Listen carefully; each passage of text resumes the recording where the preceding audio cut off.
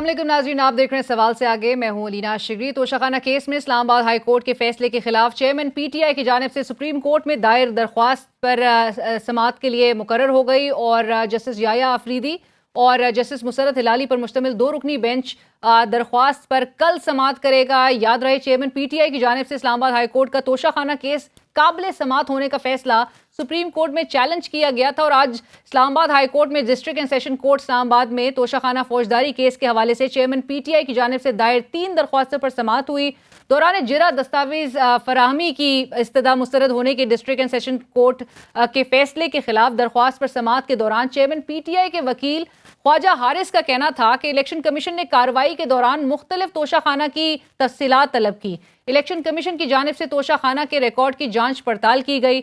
हमारे खिलाफ जब रिकॉर्ड इस्तेमाल हो रहा है तो उसको तलब भी किया जाना चाहिए था, या फिर हमारा एतराज मंजूर किया जाना चाहिए था, या फिर इलेक्शन कमीशन की तमाम कार्रवाई को मुकदमे से अलहदा कर देना चाहिए था। चीफ जस्टिस आमिर फारूक ने रिमार्क्स दिए कि बुनियादी तौर पर गवाह से इलेक्शन कमीशन की कार्रवाई से मुतालिक पूछ रहे हैं, जिस पर वकील ख्वाजा हारिस ने जवाब दिया कि आधी बात तो वो बता रहे हैं लेकिन आधी बात वो नहीं बता रहे कि कार्रवाई क्या हुई। रेफरेंस से लेकर इलेक्शन कमीशन के फैसले तक का रिकॉर्ड फराहम नहीं किया गया। चेयरमैन पीटीआई के वकील ख्वाजा हारिस का कहना था कि इलेक्शन कमीशन का फैसला चैलेंज नहीं कर रहा, रिकॉर्ड तलब करने की इस्तदा कर रहा हूं।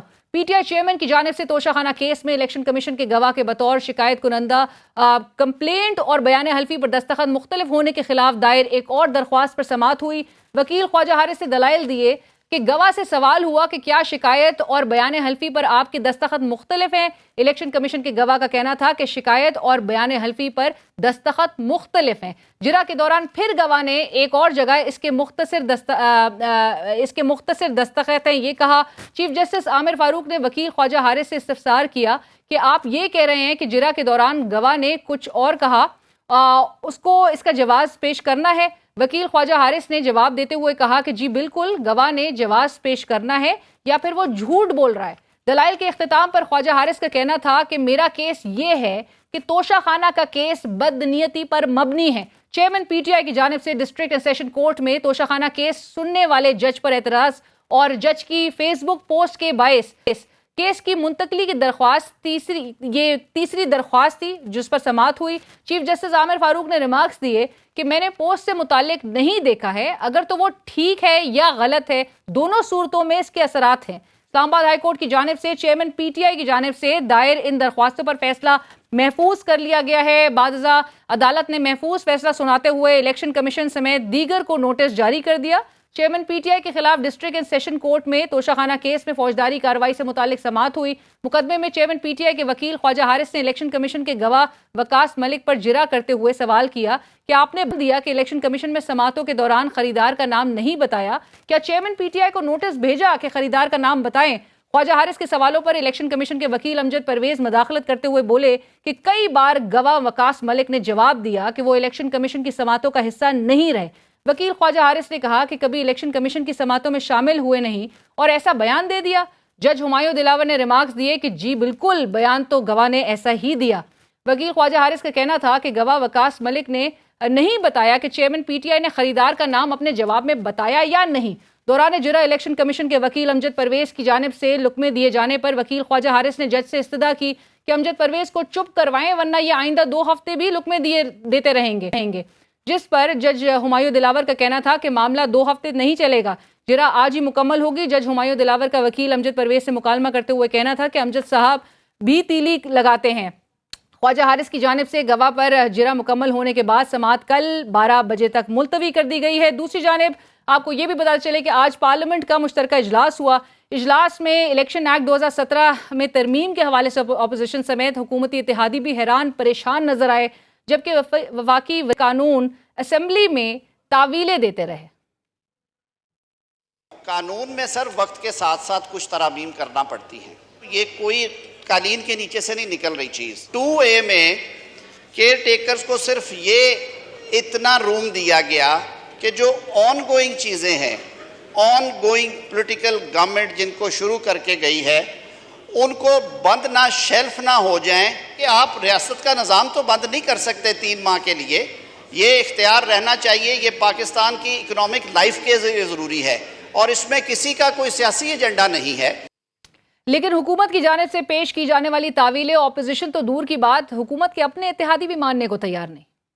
मेरा शदीद इख्तिलाफ राय जो है वो ये amendment to section 230 of the act caretakers का है।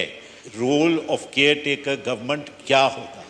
दे are there for a limited period of either 60 days और 90 days। आप इन एक्चुअल फैक्ट एक अनइलेक्टेड गवर्नमेंट को जिसको नामजद किया गया है with the sole purpose of holding free and fair elections, आप उसको unbridled powers दे रहे हैं, आप उसको at par with an elected government लेके आ रहे हैं। मेरा इतराज इस पे शदीद है। जबकि JUIF जो कि नून लीग की सबसे अहम इत्तेहादी जमात है, वो हुकूमत के इस इकदाम को गैर आईनी करार दे रही है। ये हुकूमत चलाना जो है चोजन रिप्रेजेंटेटिव्स का काम होता है, न कि निगरानों का काम होता है। और अगर आपने निगरानों के लिए हुकूमत चलवानी है और इस तरह से अमेंडमेंट्स आके निगरानों ने चलानी है तो 3 महीने, उसके बाद 6 महीने, फिर 9 महीने, फिर 9 साल, फिर 10 साल। तो इसमें जो अमेंडमेंट किए हैं वो जो कॉन्स्टिट्यूशन का जो कॉन्सेप्ट है वो उसके अगेंस्ट है। दिलचस्प बात आज ये नजर आई कि मुश्तरका पार्लियामेंट के इजलास में ऑपोजिशन की एक जो रियल ऑपोजिशन होती है उसकी एक आवाज़ नजर आई, ज़ोरदार आवाज़ नजर आई। ऑपोजिशन ने इलेक्शन एक्ट 2017 में की जाने वाली इस तरमीम को पाकिस्तानी मईशत को दबाने की एक साजिश करार दिया। आर्टिकल 2A जैसे सेक्शंस अमेंड किए गए हैं। केयर टेकर सेटअप एक न्यूट्रल सेटअप होता है ताकि इलेक्शन जब हों उस पर किसी को शक ना रहे, वो ट्रांसपेरेंट हो, एक इंडिपेंडेंट केयर टेकर सेटअप के तहत हों। केयर टेकर सेटअप को मुल्क चलाने की इजाज़त नहीं। जो केयर टेकर सेटअप है वो किसी किस्म के भी इकोनॉमिक डिसीजन ले सकता है, ऐसे फैसले कर सकता है जो पाकिस्तान को अगले 20 साल तक भी वो पाकिस्तान उसका उन फैसलों के तहत दबा जाए। और नाज़रीन, इस वक्त हमारे साथ मौजूद हैं वज़ीर आज़म के मामले खुसूसी बराए दाखिला व कानूनी अमूर जनाब अता तारर साहब। तारर साहब अस्सलाम वालेकुम, बहुत शुक्रिया हमें ज्वाइन करने के लिए। तारर साहब, शुरुआत करते हैं आपकी आज की प्रेस कॉन्फ्रेंस से, जिसमें आपने चले एक बात तो कंफर्म हो गई कि ये जो वॉइस नोट लीक हुआ था गुज़िश्ता रोज़, वो आपने कंफर्म कर दिया वो वॉइस नोट था। आपने कहा कि आपके वकला की टीम को जो है वो भेजा गया था, तो नेचुरली किसी टीम मेंबर की जानिब से ही ये वॉइस नोट लीक हुआ है।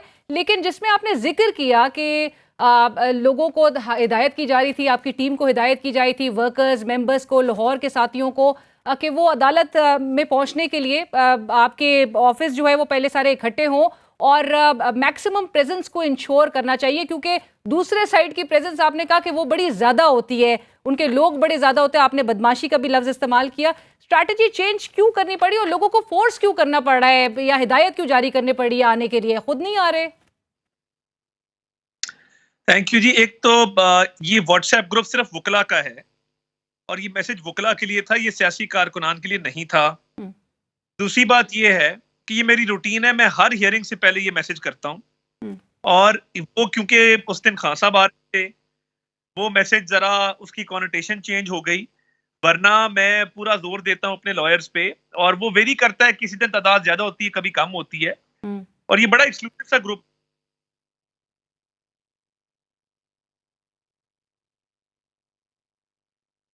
है, ये वो नहीं है क्योंकि 1,500-2,000 बंदे का ग्रुप है। ये बेसिकली 50-60 वकला का ग्रुप है जिसमें हम मोबिलाइजेशन करते हैं और मैं पिछले 4 साल से हियरिंग्स के दौरान इन्हीं लोगों को रिक्वेस्ट करता हूँ और वो मेहरबानी करते हैं, वो हर हियरिंग पे तशरीफ लाते हैं।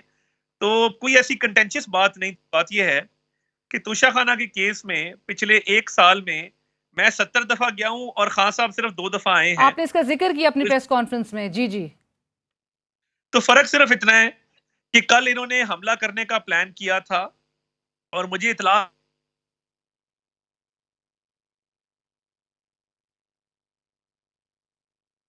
थी, वहां पे गालियां भी देंगे, इस्तेमाल करेंगे।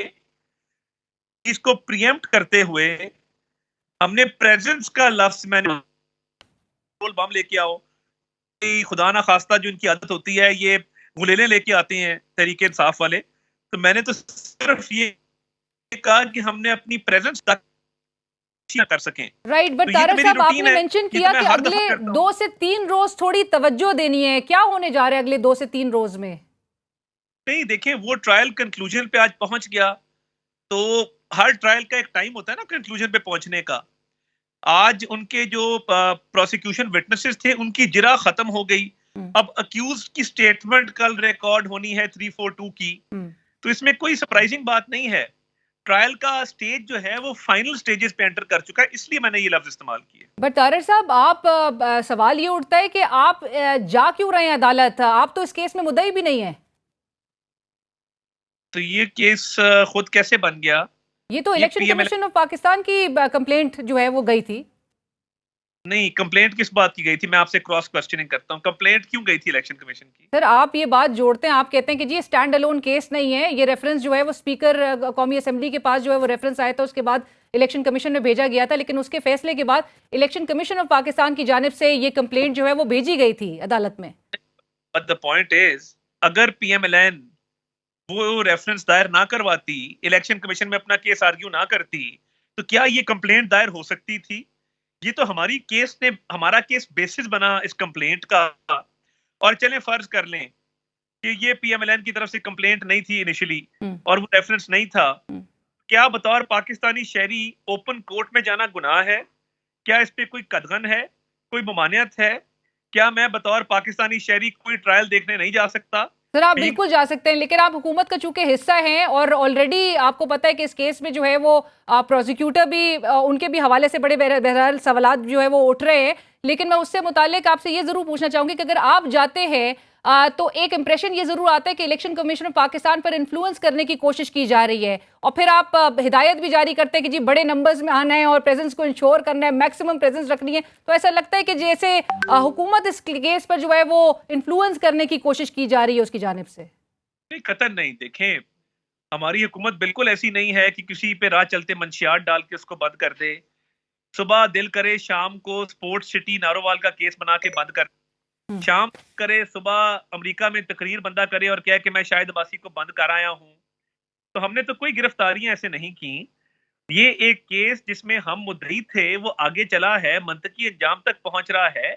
हमने बड़ी मेहनत करके ये सबूत इकट्ठे करके तो जमा कराए हैं इलेक्शन कमीशन में, हम केस जीते हैं। तो मैं नहीं समझता कि मेरी प्रेजेंस से, हाँ खान साहब तो खाइफ हैं, उन पे खौफ तारी है, बट आई डोंट थिंक कि अच्छा, वो तो उल्टा आपके ऊपर, आपके हवाले से कह रहे हैं कि जी वो एक हमने अमा का जो है वो मसला बनाने के लिए ये इस तरह की कोशिश, एक अटेम्प्ट किया जा रहा है कि आप जो है वो बड़े नंबर्स में वहां पर मौजूद हो। लेकिन आपने 17 अफराद की अदालत में दाखिले के हवाले से दरख्वास्त दी थी, ये जो सामने आई है। हमारे लॉयर्स ने आज दरख्वास्त दी थी, मगर आज मैंने बेहतर यही जाना कि मैं अदालत में ना जाऊं। लेकिन दरख्वास्त भी मुस्तरद कर दी गई थी।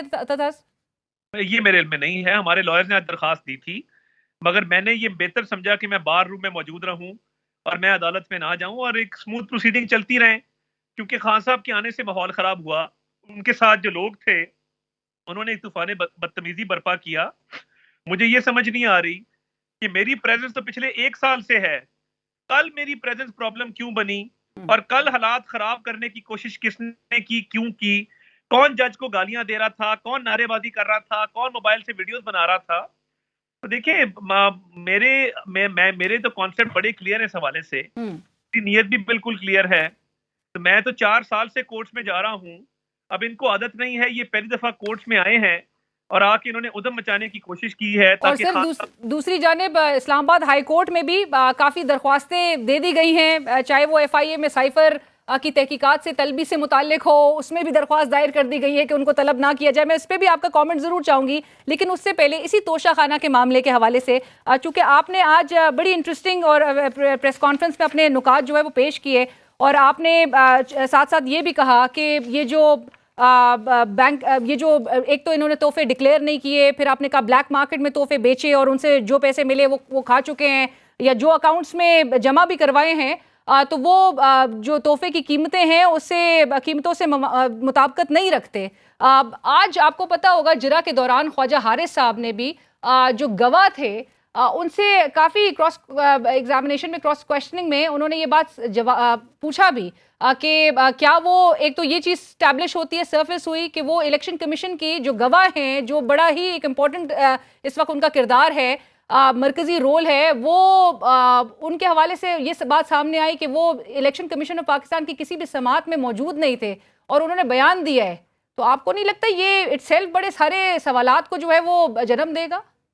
देखिए वही काम हो रहा है ना, कल इसने कोशिश की कि तवज्जो मेरे पे आए और तवज्जो तोशा खाना की चोरी से हट जाए। ख्वाजा हारिस साहब को हम बड़ा पुराना जानते हैं, आज से तो वाकिफ नहीं है, पिछली कई दहाइयों से हमारा हमसे एक ताल्लुक है। जिस तरह प्रोसिक्यूटर पे आप कह रही है सवालात उठ रहे हैं, तो पनामा में कौन वकील था मियां नवाज शरीफ का? पिछले 10 साल मियां नवाज शरीफ का वकील कौन रहा तमाम केसेस में? जवाब उसका है कि वो ख्वाजा हारिस साहब रहे। तो इस चीज में उलझा के कि जो इलेक्शन कमीशन का आज का गवाह है ये प्रोसीडिंग में मौजूद नहीं था भाई, वो एक डिस्ट्रिक्ट इलेक्शन कमिश्नर है जो कंप्लेनेंट है by virtue of his designation. तो जब पूरे इलेक्शन कमीशन ने एक फैसला दिया, फैसला देने के बाद जिस डिस्ट्रिक्ट इलेक्शन कमिश्नर की जुरिस्डिक्शन बनती थी वो कंप्लेनेंट बना। अब उसके पास तमाम रिकॉर्ड है, वो उस रिकॉर्ड का कीपर है, वो रिकॉर्ड उसकी कस्टडी में है, वो केस उसने कंप्लेनेंट के तौर पे आगे चलाना है। तो ये इस बात की रेलेवेंस ही नहीं है कि वो उसमें था कि नहीं था। इलेक्शन कमीशन तो था और इलेक्शन कमीशन के मेंबर्स बतौर जुडिशियल फोरम। नहीं सर, अगर तारड़ साहब अगर इलेक्शन कमीशन की समात में मौजूद नहीं थे तो उनको क्या पता कि केस किस तरह से प्रोसीड हो रहा है और उनको उसके हकाइक से मुतालिक आप नहीं समझते कि वो उतने वेल इन्फॉर्म्ड नहीं होंगे? या वो जी लीगली थोड़ी क्लैरिटी नहीं है। मसला ये है कि इलेक्शन कमीशन के जो मेंबर्स हैं they are on a judicial position, वो कंप्लेनेंट बन नहीं सकते। तो फिर जो कस्टोडियन ऑफ रिकॉर्ड होता है वो बनता है कंप्लेनेंट। फॉर एग्जांपल, जब आप प्राइम मिनिस्टर को अदालत में लेके जाते हैं थ्रू हिज प्रिंसिपल सेक्रेटरी लेके जाते हैं, मिनिस्टर इंटीरियर को लेके जाते हैं थ्रू सेक्रेटरी इंटीरियर लेके जाते हैं, ये एक लीगल बहस है। तो एक बंदे का मौके पे मौजूद होना, क्या इमरान खान पनामा में मौजूद थे जो वो कंप्लेनेंट बने? ये तो फिर ऐसी बात है ना कि या तो वो पनामा गए हो। मैं आपको कह दूं कि इमरान खान पनामा नहीं गया, इसलिए उसका राइट नहीं बनता था कि वो पनामा का केस करे। तो ये बड़े अबसर्ड आर्गुमेंट्स हैं एंड इसमें कोई मेरिट नहीं है इस आर्गुमेंट। राइट, उसकी क्योंकि ऑथराइजेशन के भी हवाले से कि सेक्रेटरी इलेक्शन कमीशन कैसे ऑथराइज कर सकते हैं उस कंप्लेनेंट को, और ये जो है इलेक्शन एक्ट 2017 से इनराफ करता है। जी, प्रॉब्लम ये है कि आदत हो गई है कौम को भी, हमें भी, मीडिया को भी, कि वो खासा बुलझाते हैं अपने केसेस को, मेरिट पे नहीं आने। ये नहीं कहेंगे कि मैंने ये तोशा खाना से ये चीज ली, ब्लैक मार्केट में बेची, उससे जो रकम आई मैंने अकाउंट में आधी जमा कराई, आधी में खा गया। हम यही बहस करते रहेंगे कि जुरिस्डिक्शन का इशू है, उसके ऑर्डर मिल जाए। हम यही बहस करते रहेंगे कि वो ऑथराइजेशन नहीं थी। भाई अगर chief election commissioner directly as judicial officer नहीं दे सकता ऑथराइजेशन, तो ऑन हिज बिहाफ सेक्रेटरी ने देनी है। मगर प्रॉब्लम ये है, do you think this is in line with the election act 2017? मैं तो बिल्कुल समझता हूँ it is in line with that. Problem ये है कि केसेस मेरिट पे आर्ग्यू कोई करवाना नहीं चाहता। ठीक है, नोबडी टॉक अबाउट कि जी तोशा खाना में चोरी हुई है, ब्लैक मार्केट और सामने आना चाहिए। बट सर इससे एक बुनियादी सवाल ये है कि जो तोशा खाना के तहाइफ की डिटेल्स है that lies with the cabinet division, जो गोशवारों की तफसीलात हैं वो एफबीआर के पास मौजूद हैं, जो बैंक अकाउंट की डिटेल्स हैं वो स्टेट बैंक के पास मौजूद हैं। तो फिर इन तीनों इंस्टीट्यूशन से किसी अफसर को गवाह के तौर पे क्यों नहीं पेश किया गया? बड़ी इंटरेस्टिंग बात है। हमने दरखास्त दी थी अपनी स्टेज पे भी, और ईसीपी ने भी एक दरखास्त दी है। ईसीपी ने गवाहों को इंक्रीज करने, एक बैंकर को गवाह बनाने और 2 और लोगों को गवाह बनाने, कैबिनेट डिवीजन के एक अफसर को गवाह बनाने की दरखास्त दी थी, जिसको पीटीआई ने अपोज किया और वो दरखास्त यही जज साहब हुमायूं दिलावर साहब खारिज कर चुके हैं। तो हम तो कहते थे गवाह बड़े, बट ख्वाजा हारिस साहब ने उसको कंटेस्ट किया। आप रिकॉर्ड चेक कर लीजिएगा। Sir I have confirmed this with PTI sources as well and they have categorically denied it. यानी उनकी तरफ से कोई दरख्वास्त, उनकी तरफ से, मैं यही कह रही हूं, उनकी तरफ से कोई दरख्वास्त नहीं आई। This itself raises questions. मेरी बात सुने। मैं अदालत में मौजूद था, मेरे सामने ईसीपी ने दरखास्त डाली कि ये गवाह 2 से 5 किए जाए, एक बैंकर, एक कैबिनेट डिवीजन का अफसर और एक और ऑफिसर, उसको इसमें गवाह बनाया जाए। इस पे बहस हुई। ख्वाजा हारिस साहब ने, मैं आपको कोई अफसाना नहीं बता रहा, कोई स्टोरी नहीं बता रहा, अदालत में इसको अपोज किया ख्वाजा हारिस ने। हम ईसीपी की दरखास्त टर्न डाउन हुई। ये आप चेक कर लें, ये तो बिल्कुल फैक्ट्स की बात है ना, ऑन रिकॉर्ड। मैं आपकी बात से बिल्कुल आपकी बात से अग्री भी इस बात पे करूंगी, क्योंकि पीटीआई के जराए लाइक आई एम सेइंग कि उन्होंने कहा कि हमने कोई दरख्वास्त दी नहीं कि इसमें कोई अफसर जो है वो शामिल किया जाना चाहिए। सवाल मेरा उनसे भी यही था। बट मैं 2 से 3 रोज अगले, चूंकि आपने कहा कि थोड़ी तवज्जो देनी बड़े अहम है, एफआईए की इन्वेस्टिगेशन, क्योंकि इंक्वायरी सतह पे जो है पीटीआई चेयरमैन को तलब भी किया गया है, और कल के हवाले से कहा जा रहा है कि वो अपनी स्टेटमेंट भी रिकॉर्ड करवाएंगे साइफर के मामले के हवाले से। कितने इम्कानात हैं तारड़ साहब कि उनकी गिरफ्तारी इस इंक्वायरी के दौरान अमल में आ सकती है? देखिए, बात बड़ी सिंपल है। जो मैंने 2 से 3 दिन की बात की कि तवज्जो दें, वो ट्रायल फाइनल स्टेजेस पे है, जिरा मुकम्मल हो चुकी है। तो obviously as a lawyer I know कि अगले 2-3 दिन अहम हैं प्रोसीडिंग के हवाले से। तो मैंने तो वो बात की थी, मैंने बाकी केसेस की तो बात ही नहीं की। बाकी इस केस में अगर आपको लगता है कोई इम्कानात हैं इंक्वायरी सतह पे अरेस्ट भी अमल में आ सकता है, चूंकि एफआईए को हिदायत इंक्वायरी की तो कैबिनेट की तरफ से ही नेचुरली आई है। एफआईए का कानून बड़ा क्लियर है, विदाउट एफआईआर इंक्वायरी स्टेज पे अरेस्ट हो ही नहीं सकता, मुमकिन ही नहीं है।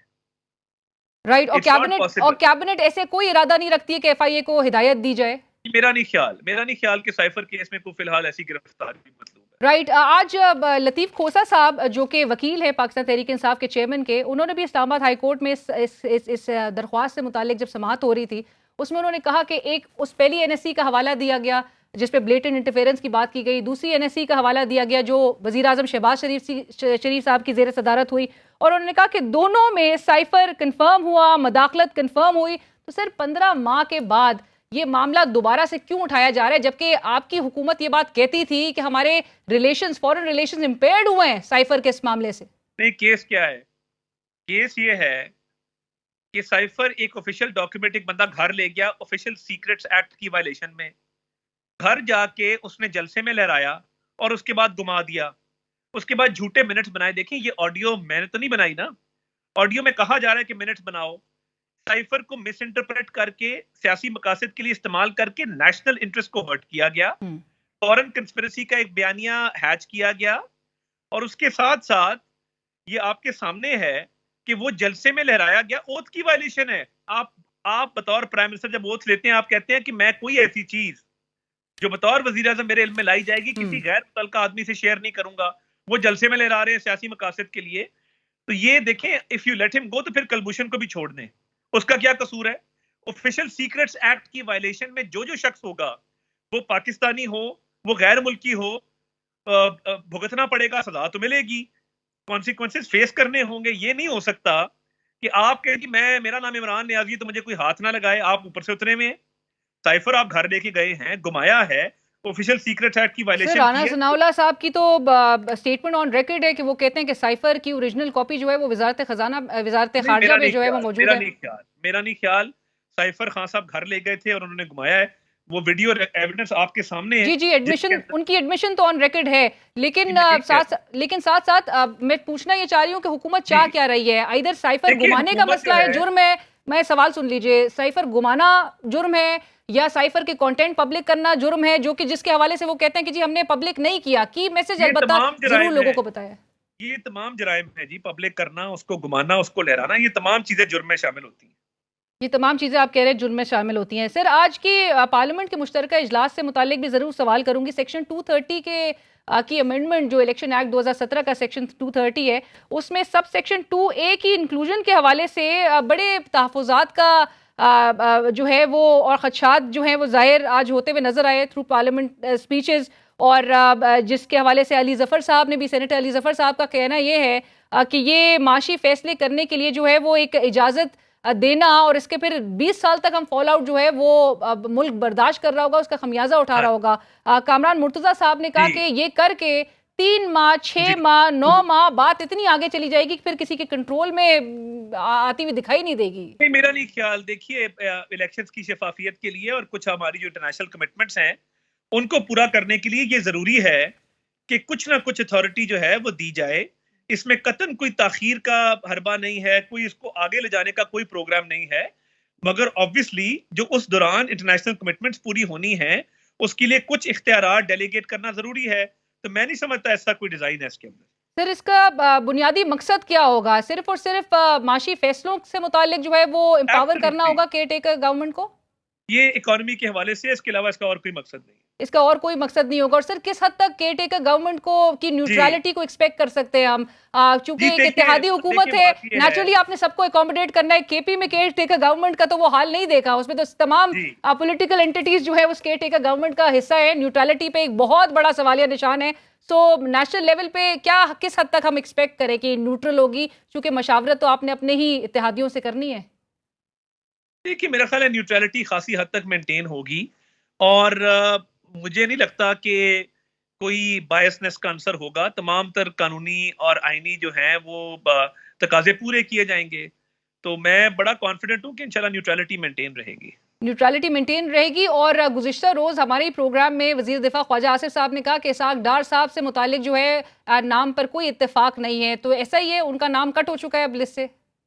नहीं, मेरे इल्म में ऐसी कोई बात नहीं है, ना मैं प्रिवी हूँ इस डिस्कशन का, तो मैं इस पे कमेंट ना ही करूँ तो बेहतर है, बिकॉज मेरे इल्म में जब कोई बात नहीं है तो मैं क्या सराइयों से परहेज करूंगा। सर लेकिन मशावरत का अमल कब तक एक्सपेक्ट किया जाए शुरू होगा?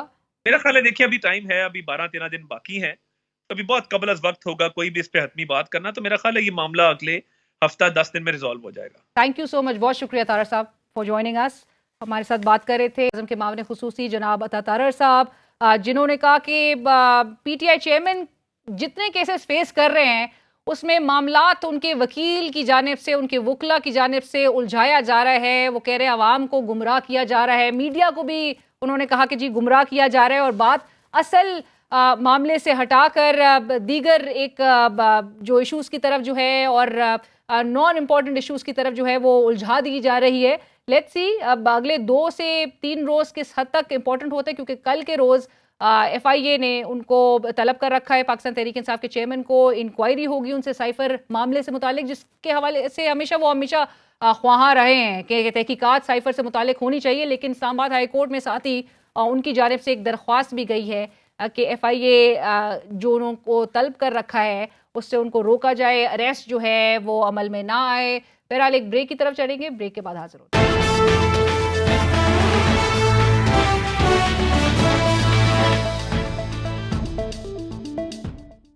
नाज़रीन welcome back after the break. Break के बाद हमें ज्वाइन कर रहे हैं बैरिस्टर गौहर खान साहब, सीनियर माहिर कानून, वकील, चेयरमैन PTI, जिनसे हम बात करेंगे कल जो सुप्रीम कोर्ट में अहम समाअत होने जा रही है तोशाखाना केस से मुतालिक। चेयरमैन PTI की अपील थी जो कि सुप्रीम कोर्ट में समाअत के लिए मुकर्रर हुई और जस्टिस याया आफरीदी और जस्टिस मुसरत हिलाली साहिबा पर मुश्तमिल बेंच कल ये समाअत करने जा रहा है। ऑलरेडी इस्लामाबाद हाई कोर्ट का ऑर्डर जो है वो कंप्लाई हो चुका है। बैरिस्टर साहब अस्सलाम वालेकुम, बहुत शुक्रिया हमें ज्वाइन करने के लिए। बैरिस्टर साहब, like I said will start of with कि कल ये जो अहम समाअत होने जा रही है किस हद तक रिलीफ की तवक्को रखते हैं? इस्लामाबाद हाई कोर्ट का ऑर्डर सबके सामने है, कंप्लाई हो गया है, आपको लग रहा है कि कहीं ना कहीं आपको रिलीफ जो है वो मिल सकेगा?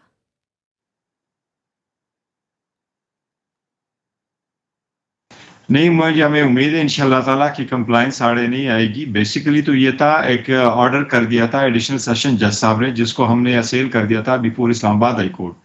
और इस्लामाबाद हाई कोर्ट में जो हमारी 3 रिविजन्स पड़ी थी, एक ये कि एडिशनल सेशन जज साहब डायरेक्टली इंटरटेन नहीं कर सकते थे, और दूसरा हमारा प्ली ये था कि ये जो कंप्लेंट फाइल हो चुकी है by the election commission against Khan साहब, तो ये इंटरटेनेबल नहीं है, और ये अनऑथराइज्ड पर्सन ने फाइल किया और ये टाइम बार्ड भी है। साथ ही हमने एक एप्लीकेशन ये भी फाइल की हुई थी कि जज साहब ने अपने तरफ से चार्ज फ्रेम किया था और ना उसको पढ़ के सुनाया गया था, ना हमारे सामने हुआ था, तो लिहाजा जज साहब से हमारे केस को भी ट्रांसफर किया जाए।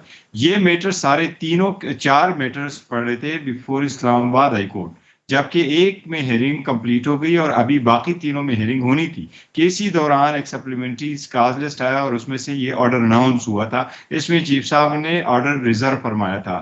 तो इसके खिलाफ हम सुप्रीम कोर्ट गए थे कि हमारे राइट्स प्रेजुडिस हो गए, अभी जो कि बाकी मैटर हमारे पेंडिंग थे, तो इसका फैसला वंस एंड फॉर ऑल होना चाहिए था, बजाय इसकी फीस मिलो। तो उम्मीद है इंशाल्लाह ताला कल जब सुनवाई होगी तो हमें उम्मीद है सुप्रीम कोर्ट हम इंसाफ दिलाएगी।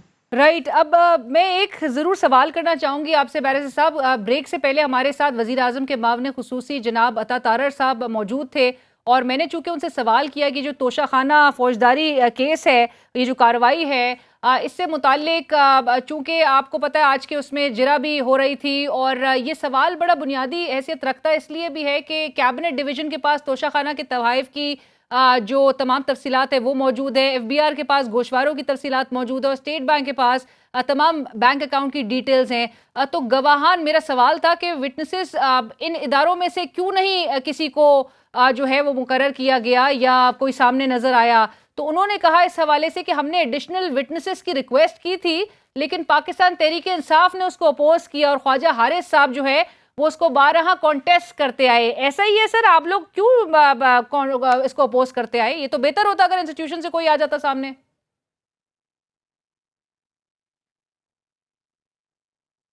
देखिए, इनका तो बिल्कुल राइट था कि जो पार्टी अपना कंप्लेंट फाइल करती है उस पार्टी ने कंप्लेंट को इस्टेब्लिश करना होता है और उनको चाहिए था कि जिस दिन ये कंप्लेंट फाइल करते उसी दिन उसके साथ पूरी लिस्ट लगाते। ये हर अक्यूज्ड का राइट होता है कि वो अब प्रोसिक्यूशन की तरफ से जो भी एप्लीकेशन हो उसको हार्डली कंटेस्ट करे कि ये अनलॉफुल है और ये अगर उसको नहीं बनता कानूनी तौर पर तो उसको कंटेस्ट करता है। कोई अक्यूज्ड प्रोसिक्यूशन की किसी एप्लीकेशन को कंसीड नहीं करता। इसलिए लेकिन उनको चाहिए था कि अगर आपकी एप्लीकेशन डिसमिस हो गई और आपको समझते थे कि नहीं ये जरूरी था आपके केस के लिए, तो इसलिए फिर आपको हाई कोर्ट जाना चाहिए था। ये हाई कोर्ट तो चले नहीं गए फॉर सम रीजन, ये इसको बड़ा जल्दी से वाइंड अप करवाना चाह रहे थे। इनकी दरखास्त जरूर आई थी और उन्होंने 2-3 बंदों के नाम दिए थे, बट वो कैसे आप गवाह बना करके ला सकते हैं? पहले आपने कंप्लेंट में उसका जिक्र किया होता, उसके डॉक्यूमेंट पॉइंट आउट किए होते, वो डॉक्यूमेंट कमीशन में आए हुए होते, कमीशन ने उनको सुना होता, हमें उनका इल्म होता, तो तरीकेकार से जिस तरीके से चलते उस तरीके से आइए प्रोसीड करते तो एप्लीकेशन तब जाके सक्सेसफुल होती। राइट, बट गौर साहब, आपका as a senior legal expert आपका अपना ओपिनियन, लीगल ओपिनियन इस पे क्या है? होने चाहिए थे, जरूरी होता और बेहतर होता? चूंकि जो विटनेसेस हैं उनके सामने नजर आ रहा है कि जी उनको या वो इलेक्शन कमीशन की समात का किसी भी समात का हिस्सा नहीं नजर आए। जो एक आपकी एक अपील भी गई थी कि जहां पर कंप्लेंट पे दस्तखत और थे, बयान पे दस्तखत और थे, तो इस किस्म के मामला जो है वो सरफेस ना होते। तो आपको लगता है कि बेहतर होता, रिकॉर्ड तमाम सामने आ जाता अगर इंस्टीट्यूशन की रिप्रेजेंटेशन होती इसमें?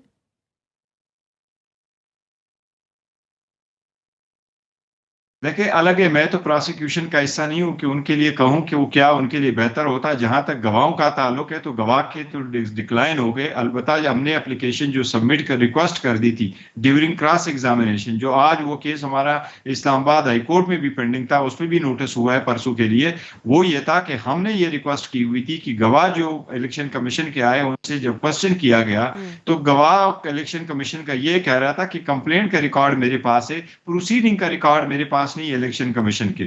और हमारा कहना यह था कि ये केस जब चल रहा था स्पीकर के रेफरेंस के बाद, तो इसमें जजमेंट रिजर्व हो गया था 19 सितंबर 2022 को, और उसके बाद बैंक का रिकॉर्ड मंगवाया गया, बिहार से रिकॉर्ड मंगवाया गया, उसके बाद कैबिनेट डिवीजन से तोशाखाना के रिकॉर्ड मंगवाया गया, तो हमें तो नोटिस तक नहीं दिया गया ये रिकॉर्ड कैसे आया, तो प्रोसीडिंग कैसी हुई। उसके बाद इलेक्शन कमीशन ने अपने चैम्बर में वर्क करके जो भी किया उन डॉक्यूमेंट्स को देखा और हमें नोटिस नहीं हुआ। तो हमारी रिक्वेस्ट ये थी कि सारी प्रोसीडिंग की कार्रवाई जो होगी इलेक्शन कमीशन के सामने वो सारा रिकॉर्ड हमारे पास सामने लाया जाए, जो कि कोर्ट ने रिफ्यूज कर दिया और अभी वो मैटर इस्लामाबाद हाई कोर्ट में है। राइट, और लाइक यू सेड कि जाहिर है आप लोग प्रोसिक्यूशन के हवाले से कुछ रेकमेंड तो नहीं करेंगे, लेकिन ये तो इससे बेहतरी जो है वो आप लोग के लिए भी होगी, क्योंकि आप तो कहते हैं कि तमाम जो है हकाइक वो जो है सामने हैं, इसमें कोई चीज़ कंसील नहीं की गई, कोई चीज़ गलत बयानी नहीं हुई, कोई चीज़ छुपाया नहीं गया। जब उनसे जवाब मांगा गया PTI चेयरमैन से तो उन्होंने जवाब अपना जमा भी कराया। बहरहाल मैं बैरिस्टर साहब आखिरी सवाल इस हवाले से कि चूंकि आपने मेंशन किया कि इस्लामाबाद हाई कोर्ट में जो अपीलें दायर, सिर्फ एक अर्ज करूं मैं, अगर आप इजाजत हो तो प्लीज, मैं अगर इस पे सिर्फ इतना अर्ज करूं, इलेक्शन कमीशन के जो कंप्लेंट फाइल हो चुकी है उस पे 4 जो फ्रेम हुआ है, फर्द जुर्म जो आयद हुआ है वो सिर्फ 2 काउंट का है। एक फर्ज जुर्म में ये लिखा हुआ कि 2019-20 वाले 18-19 वाले तो शखाना के आइटम्स डिक्लेयर नहीं हुए, और दूसरे जो आइटम है वो हम 2020-21 के डिक्लेयर नहीं हुए। ये 2 आइटम है, सिर्फ और सिर्फ चार्ज ये कि क्या डिक्लेयर हुए हैं कि नहीं। और अगर हमने उनको अपने सारा रिकॉर्ड रखा है, हमने टैक्स रिटर्न रखा है, टैक्स रिटर्न के जो हमने फाइलिंग की है वो इलेक्शन कमीशन के सामने डॉक्यूमेंट से पहले फाइल हो चुके थे, तो अगर हमने टैक्स रिटर्न में डिक्लेयर कर लिए थे तो क्या रीजन थी कि हम इलेक्शन कमीशन से छुपाते। हमने आइटम भी दिखाए, उसकी प्रोसीड्स भी दिखाई, ई टू जी मौजूद है। ये सिर्फ इलेक्शन कमीशन के हमें ना बुलाने का वजह है कि इलेक्शन कमीशन इसको देख नहीं सका कि ये डिक्लेरेशन हो चुकी है, और ये मैटर हमारा इस्लामाबाद हाई कोर्ट में रिट पिटीशन में भी पढ़ेंगे। और जो हम कह रहे हैं कि ये मैटर अगर इस्लामाबाद हाई कोर्ट ने मेरिट पे सुना, सारे पार्टीज को सुना, बड़ा ओपनली सुना, तो इंशाल्लाह ताला हमें वहां से भी रिलीफ मिलेगा कि इलेक्शन कमीशन ने इसको मिसरीड किया था और हम सारा कुछ डिक्लेयर कर चुके हैं। राइट, बैरिस्टर साहब, आप समझते हैं गुज़िश्ता रोज और जो कि बड़े एक अनफॉर्चुनेट सिचुएशन नजर आई अदालत में, और कि अदालत को आज भी जज साहब को ये कहने पड़ा कि पुलिस को, बल्कि उन्होंने कहा कि जी ये दरवाज़ा जो है वो बंद खोल ना हो और मेक श्योर करे कि ये दरवाज़ा बंद ही रहे। और जिस तरह की कल एक सिचुएशन रूनुमा हुई थी जिस पर पुलिस ने कहा कि जी बाहर वकला लड़ाई कर रहे होते हैं, आपको लगता है कि हुकूमती नुमाइंदगान की तरफ से या उनकी साइड से वकला का अदालत में आना, जबकि वो मुद्दई भी नहीं है, कहीं किसी हद तक केस को इन्फ्लुएंस करने की कोशिश है? ये इलेक्शन कमीशन ऑफ पाकिस्तान, जो कि आइन कहता है इलेक्शन एक्ट 2017 के भी मुताबिक, जिसने एक न्यूट्रल एक रोल प्ले करना है, उसको किसी न किसी तरह से मुतासर करने की कोशिश की जा रही है?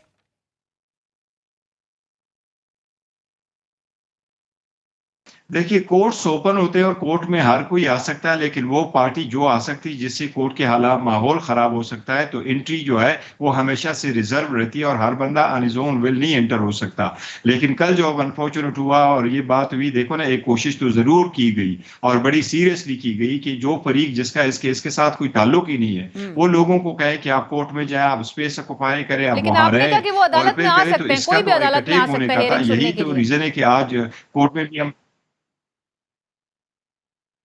मैं ये कह रहा हूं कि अदालत में तो कोई भी आ सकता, लेकिन बात यह कि जिस पार्टी का एक केस से ताल्लुक नहीं है तो ये फ्री एंट्री नहीं होती कि हर कोई आए। जिस पार्टी के आने से इश्तिहाल हो सकता है तो ये जरूरी है कि कोर्ट उसको कंट्रोल करे। जिस पार्टी का ताल्लुक नहीं है और जो पार्टी आ रही है और वो इश्तिहार दिला रही है, अभी ब्रेक से पहले कह रहे थे कि ये रेफरेंस जो उन्होंने उनकी जानिब से स्पीकर साहब को दिया गया और फिर इलेक्शन कमीशन में गया और इलेक्शन कमीशन ने फैसला दिया, तो वहीं से ये कंप्लेंट भी जन्म लेती है। तो ये स्टैंड अलोन केस नहीं है, वो कहते हैं हम भी मुद्दई हैं इसमें। देखिए, ऐसा नहीं था। ये दो रेफरेंसेस बेसिकली आई थी। जो 5-6 एमएनए साहिबान थे वो सारे पार्टी की कोalition टाइप इन्होंने वहां एप्लीकेशन दी थी। उसमें सिर्फ 2 एमएनए साहिबान ऐसे थे जो पीएमएलएन के थे, बाकी एक पीपल्स पार्टी के और जेयूआई के, ये सारे मिलकर उन्होंने एप्लीकेशन दी थी।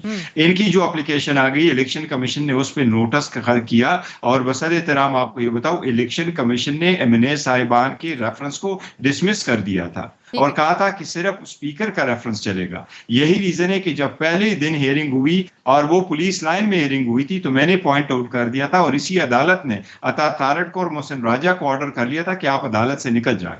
तो ये जा चुके थे। ये पार्टी नहीं है इस केस में, नहीं ये कंप्लेनेंट है, नहीं ये गवाह है, नहीं इनके डॉक्यूमेंट्स हैं, इसके साथ सरोकार है। स्पीकर के साथ as a parliamentarian point out take up करें, ये ऑलटुगेदर डिफरेंट। ठीक है, इट्स आल्सो एविडेंट बिकॉज़ आज इन्होंने रिक्वेस्ट की थी 17 अफराद के साथ अदालत में जाने की, लेकिन अदालत ने वो मुस्तरद कर दी थी इनकी दरख्वास्त। बहरहाल तारड़ साहब कह रहे थे आज उन्होंने जाने का इरादा ही नहीं किया था, उन्होंने आज अवॉइड किया। आखिर में जल्दी से ब्रीफली मुझे ये बता दें बैरिस्टर साहब के साइफर के मामले के हवाले से, और उस पर भी चूंकि एक अपील दायर है इस्लामाबाद हाई कोर्ट में एफआईए की जानिब से जो पीटीआई चेयरमैन को तलब किया गया है, कल बहरहाल सुनने में यही आ रहा है कि स्टेटमेंट उन्होंने रिकॉर्ड करानी है। जाएंगे इन्वेस्टिगेशन टीम के आगे?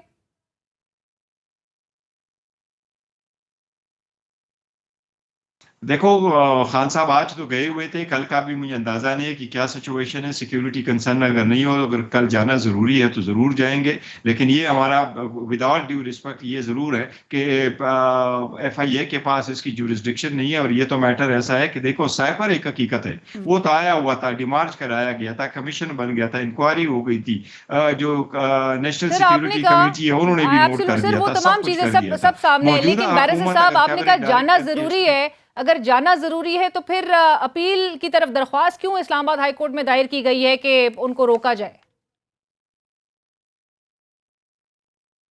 नहीं, मैं ये नहीं कह रहा जाना जरूरी है। मैं तो कंसीड नहीं कर रहा। हमने जो रिट पिटीशन भी फाइल किया है और जो लाहौर में मौजूद थी, लाहौर में हमें स्टे मिल गया था और ये केस वहां ही चल रहा था और फेडरेशन की केसेस लाहौर में भी चल सकते हैं। वहां जज साहब ने ऑब्जर्व कर लिया कि नहीं ये नहीं चल सकता, तो हमने जनरल का बयान था बिल्कुल टेरिटोरियल जुरिसडिक्शन पे। लेकिन इस्लामाबाद में भी यही कहना है कि इनके पास जुरिसडिक्शन नहीं है और जाना नहीं बनता। Right, thank you so much barrister साहब, बहुत शुक्रिया आपके वक्त का। बैरिस्टर गौरव खां, वकील पीटीआई चेयरमैन और सीनियर माहिर कानून, इस वक्त हमसे बात कर रहे थे और उन्होंने भी जिस तरह से कहा कि आज भी पाकिस्तान तहरीक इंसाफ के चेयरमैन को बुलाया गया था और अभी कल के रोज़ में वो अपनी स्टेटमेंट आया कि रिकॉर्ड करते हैं कि नहीं, लेकिन सुप्रीम कोर्ट में पैरेलली हम देखेंगे कि कल एक अहम समाअत होने जा रही है इसी तोशाखाना केस से मुतालिक। लेट्स सी किस तरह से अनफोल्ड होती है। एक ब्रेक के बाद हाजिर हो।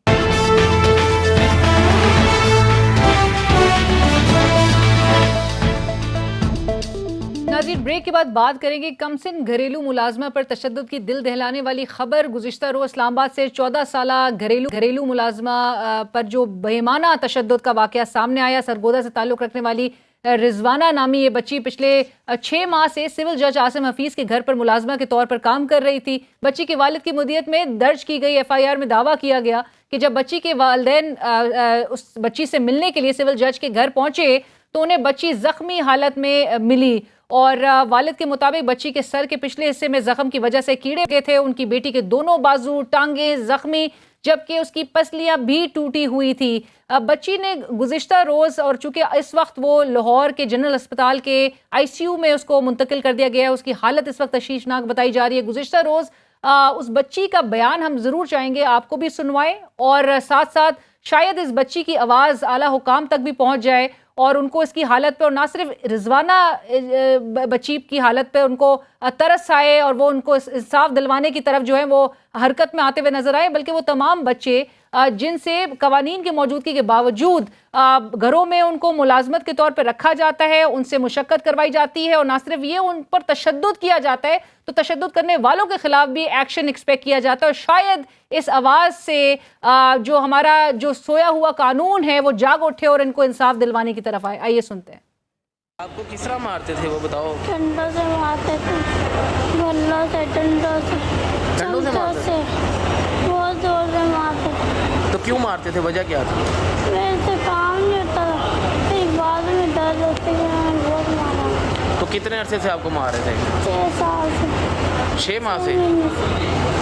मारता कौन था? हाजी। हैं? हाजी। आंटी? आंटी मारती थी? हाजी। बाजी मारती थी। और नाज़रीन, इस मामले पे बात करने के लिए हमें ज्वाइन कर रही हैं सेनेटर आयशा रज़ा फ़ारूक साहिबा, चेयरपर्सन है आप national Commission on the Rights of child, और उनसे बात करेंगे। सेनेटर साहिबा, अस्सलाम वालेकुम, thank you so much for joining us. Ayesha साहिबा, जो हमारे सामने डिटेल्स हैं, FIR सामने आ चुकी है। आपको याद होगा 2016 में तैयबा एक नामी बच्ची थी जिसके हवाले से वो एक तस्वीर उसके ज़ख्मी चेहरे की सर्कुलेट हुई, सोशल मीडिया पे आई और उसके बाद वो इस हद तक वायरल हुई कि हमें लग रहा था कि उसके बाद शायद केसेस रिपोर्ट दोबारा नहीं होंगे। आई एम प्रिटी श्योर कि बहुत कुछ जो है वो रिपोर्ट नहीं होता, लेकिन आज फिर हम एक इस बच्ची का गुज़िश्ता रोज़ से ये केस डिस्कस कर रहे हैं जिसकी FIR आई। फैमिली कहती है बड़ा तशद्दुद किया गया, बच्ची का खुद का अकाउंट भी इसमें मौजूद है। 15 साल इसकी एज बताई जाती है जो मेडिकल एग्जामिनेशन इसकी हुई, और इस वक्त जो उसकी मौजूदा हालत है वो ये है कि तशवीशनाक बताई जा रही है। She is been shifted to the ICU। मैं आपसे जानना चाहूँगी, हमें बारहा ये बताया जाता है कि 16 साल से कम उम्र बच्चे को से मुशक्कत करवाना, काम लेना सख्ती से ममनू है, प्रोहिबिटेड है। हमारे पास कवानीन मौजूद है, लेकिन बावजूद उसके ये केसेस क्यों सरफेस होते हैं इस तरह से? जी बहुत शुक्रिया, आपने बहुत अहम मौजू पे आज ये जो प्रोग्राम रखा है। मैं तो पहले at the outset as chairperson National Commission on the Rights of Child शदीद मुजम्मत करती हूँ ये जो वाकया हुआ है चाइल्ड डोमेस्टिक लेबर का, और जितनी इसकी मुजम्मत की जाए वो कम है। बहुत अफसोसनाक है और तशवीश का सबब बनता है। और आपने दुरुस्त कहा कि डिस्पाइट हैविंग लॉज जो कि 16 साल से कम उम्र के बच्चों की जो एम्प्लॉयमेंट है उसको प्रोहिबिट करते हैं, उसके बावजूद हम ये कोई एक वाकया नहीं है, बहुत से ऐसे केसेस देखते हैं जहाँ छोटी बच्चियां जो हैं वो घरों में लोगों ने एम्प्लॉय किए हुई हैं। और ये तो एक तशद्दुद का वाकया सामने आया जिस तरह तैयबा तक आया था सामने, इससे बहुत ज्यादा भी होंगे जो कभी हमें सामने मंजरे आम पर आते ही नहीं है। सो ये बहुत जरूरी है कि हम इसको सीरियसली लें, इसकी प्रॉपर तरीके से इसके मेडिकल लीगल हो, फोरेंसिक्स हो, इसकी इन्वेस्टिगेशन हो, जिसके लिए आज सारा दिन मैं ICT के IG साहब डॉक्टर अकबर नासिर से personally I was in touch with him. उन्होंने मुझसे FIR की कॉपी मुझसे शेयर की। मुझे कल रात को जिस तरह वाकयात पेश आए वो सारा मुझसे उन्होंने शेयर किया। और अब जो दोपहर को जो मेडिकल बोर्ड, स्पेशल बोर्ड बनाया गया है जिस अस्पताल में बच्ची जेरे इलाज है, उसके बारे में मुझे बताया गया। और आइडियली तो आईसीटी पुलिस चाहती थी कि बच्ची को शिफ्ट कर दिया जाए इस्लामाबाद कैपिटल टेरिटरी में, यही इलाज हो, यहीं पे जो उनकी स्टेटमेंट्स हैं या असेंट लिया जाए उनके गार्डियंस का, because she is under as, जो चालान बनना है एंड सो फोर्थ। लेकिन उसकी भी हालत इस तरह की नहीं है, तशवीशनाक है जैसा कि आपने फरमाया, and she has to still remain in Lahore. लेकिन मैं यहाँ पे आपके प्रोग्राम के तवस्सुत से ये कहना चाहूंगी कि हम एक तो लेजिस्लेशन जो मौजूद है उसकी इम्प्लीमेंटेशन को फुल प्रूफ बनाना बहुत जरूरी है। I think we are a very heavily legislated country, कानून की कमी नहीं है, the weakest link is implementation unfortunately. अमल दरामद नहीं हो पाता है इन केसेस में भी, यही नजर आता है। आप क्या वजह समझती हैं? क्योंकि अभी भी बड़े स्पीडली पार्लियामेंट में भी जो खबरें आती हैं, लेजिस्लेशंस तो हो रही हैं, लेकिन इम्प्लीमेंटेशन जो है जहां पर करवानी होती है, बहरहाल अपने हद तक तो करवा भी लिया जाता है, लेकिन इसको हम क्यों नहीं रोक सक रहे हैं? जी देखिए, इसमें बहुत हद तक हमें इसके लिए एक होलिस्टिक सा, हमें क्रॉस सेक्टोरल अप्रोच की जरूरत है कि हम सब एक कम्युनिटी मिलके इसके ऊपर काम करें, जिसमें हुकूमत की यकीनी तौर पे अव्वलीन यहाँ पे रोल बनता है, मेरा बनता है, आपका मीडिया का बनता है, सिविल सोसाइटी ऑर्गेनाइजेशंस का बनता है, कम्युनिटीज का बनता है कि हम डिमांड की साइड और सप्लाई साइड दोनों के ऊपर मिलकर काम करें। ऐसे वालिदैन, and we have enough studies, enough data मौजूद है, अभी चाइल्ड लेबर स्टडी सर्वेस आपके पूरे मुल्क में हो रहे हैं जो बता रहे हैं एग्जैक्टली कि क्या वजह है कि वालिदैन जो है अपने कम उम्र बच्चों और बच्चियों को एम्प्लॉयमेंट के लिए घर से बाहर भेज देते हैं, बॉन्डेड लेबर के लिए घरों के अंदर, ये इनफॉर्मल सेक्टर में बच्चे काम करते हैं जहां पे रेगुलेशन भी मुश्किल है। आपके पूरे मुल्क में सिर्फ 500 इंस्पेक्टर्स हैं चाइल्ड लेबर की इंस्पेक्शन करने के लिए, that's too few a number. So जहां पे हुकूमती लेवल पे हमें गवर्नेंस और इम्प्लीमेंटेशन की जरूरत है, उसी तरह हमें आगाही, अवेयरनेस, एडवोकेसी की जरूरत है वालिदैन के साथ, पेरेंट्स के साथ, कम्युनिटीज के साथ। पर आयशा साहबा, कता कलामी की माफी, लेकिन जब तैयबा का केस सरफेस किया था तो उस वक्त रिपोर्ट सामने आई थी कि she was one of those 12 million child workers who was working in a household. अभी क्या नंबर्स हैं चाइल्ड वर्कर्स के?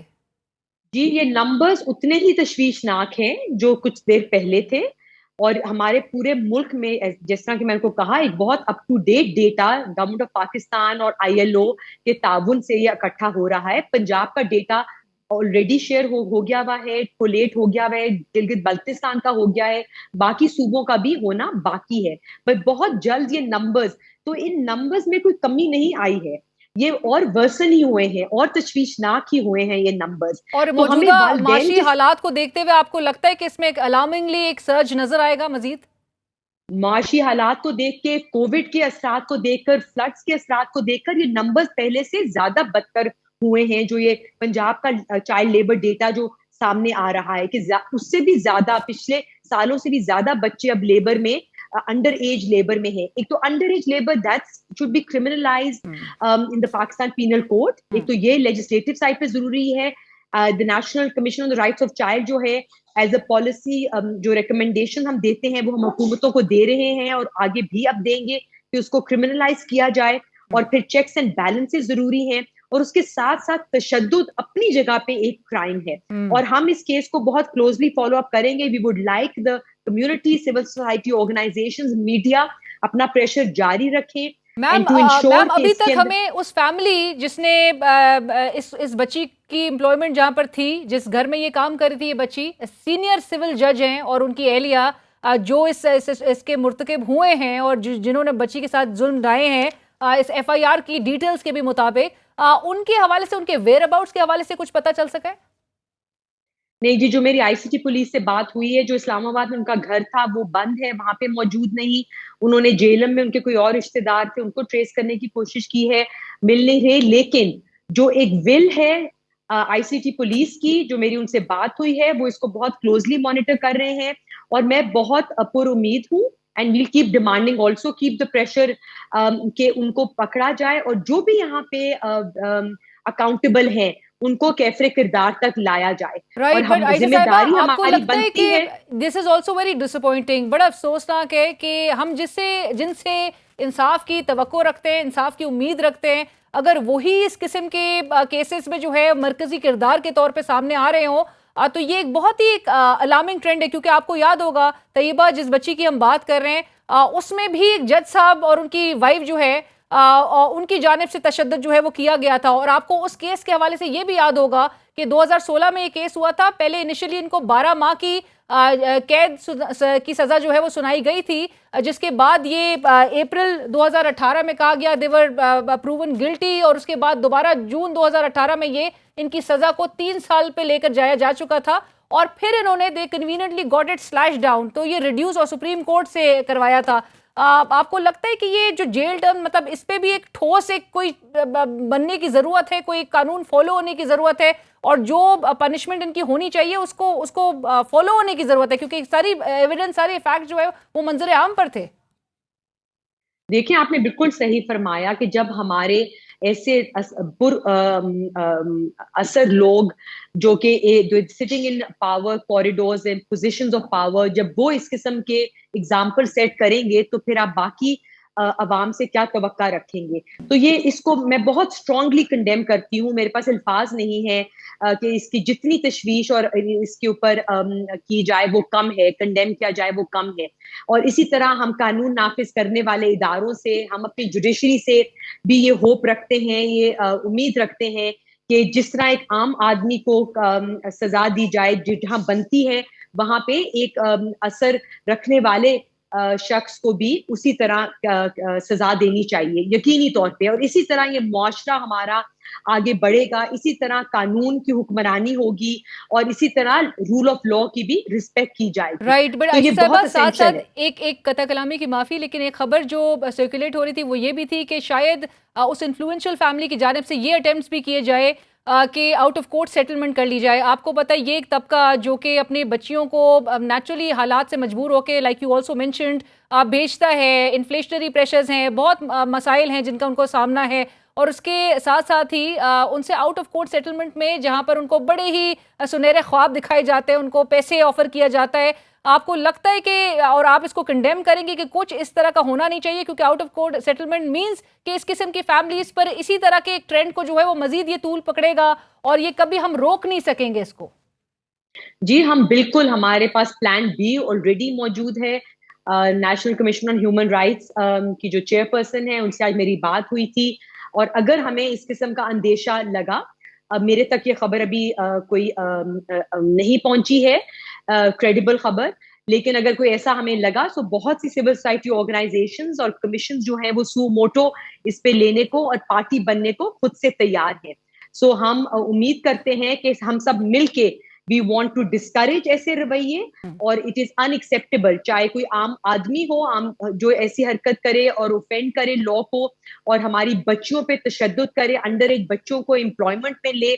हम जहां तक, जिस हद तक हमें जाना पड़ा, हम इस केस की ऑब्जर्व करेंगे, इस केस को, इसकी पैरवी करेंगे, certainly. Right, thank you so much, बहुत शुक्रिया आयशा साहिबा हमें ज्वाइन कर। आयशा रजा फारूक साहिबा, chairperson National Commission on the Rights of child, हमसे इस वक्त बात करी थी, जिन्होंने कहा कि उन्होंने डिटेल्स दरियाफ्त की हैं इस केस से मुतालिक, और सबको अपना अपना रोल इंडिविजुअली इस हवाले से भी अदा करने की ज़रूरत है कि इस किस्म के ट्रेंड को डिस्करेज करना है। लाइक शी मेंशन्ड कि अंडर एज लेबर को क्रिमिनलाइज करने के हवाले से ना सिर्फ NCRC फोकस कर रहा है, बल्कि साथ साथ ये जो तशद्दुद किया जाता है बच्चों पे और छोटी बच्चियों से जो काम मुशक्कत करवाई जा रही है, उन पर तशद्दुद किया जाता है, ये दो बड़े संगीन जुर्म के मुर्तकिब लोग हो रहे हैं। और ये जो स्पेशली इन्फ्लुएंशियल फैमिलीज़ हैं, और ख़ास कर वो अफराद जिनसे ये समाज जो है वो इंसाफ की तवक्को रखता है, उन फैमिलीज के, उनके घरों से इस किस्म के केसेस सर्फेस होना ये इंतहाई अलार्मिंग है। और इस ट्रेंड को ख़त्म होने की ज़रूरत है, लोगों को अकाउंटेबल ठहराने की ज़रूरत है, उनको सज़ाएं देने की ज़रूरत है। और जो ये एक्ट्स और लेजिस्लेशंस और ये लॉज की जो हम बात कर रहे हैं कि जो 16 साल से कम उम्र बच्चों के हवाले से क्लियरली मेंशन करते हैं कि उनसे मुशक्कत नहीं करवाई जाए, प्रोहिबिट करते हैं, उसको क्यों अमल दरामद उसको नहीं करवा सके हैं अब तक, उसकी इम्प्लीमेंटेशन इतनी नील क्यों नजर आती है इस मुल्क में। चूंकि 2016 में हम तैयबा की बात कर रहे थे, आज 2023 में हम रिजवाना बीबी की बात कर रहे हैं, जो कि एक FIR के मुताबिक बताया जाता है 13-14 साल की बच्ची है, मेडिकल रिपोर्ट्स में जो बात सामने आती है उससे भी मुतालिक, और अभी अलार्मिंग बात यह है कि उस बच्ची के लिए तमाम पूरी मुल्क की आवाम को दुआ गो होना चाहिए कि वो बच्ची की हालत इस वक्त तशवीशनाक है और वो ICU में इस वक्त मौजूद है। प्रोग्राम की टीम अलीना शिगरी को इसी के साथ इजाज़त दीजिए। अल्लाह हाफ़िज़।